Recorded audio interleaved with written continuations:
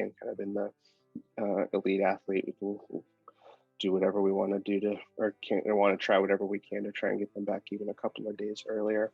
Dr. Pelto, can I ask you a quick question on that? Just from a timing standpoint, because we do have a large amount of physical therapists on the attendee list here.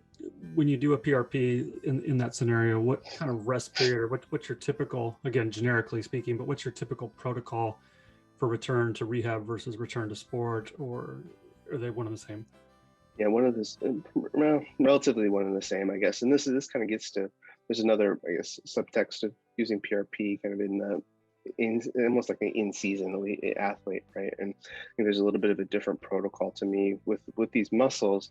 Really, I just say, per tolerance, right? When you kind of this myotendinous or muscle, usually they're going to continue to be uncomfortable for a couple, 3 days afterwards, and then I'm going to just push them to what they feel like they can tolerate. When we do, we'll do tendon injections for more of a chronic tendinopathy in season, and typically with that we'll have a week of rest and then really start to progress as we can after that, as opposed to other, where we have more time, it's an off season, or somebody who isn't under quite the time pressure of an in season, where I think more like 2 to 3 weeks of rest before really starting to progress them and load them is more appropriate, probably.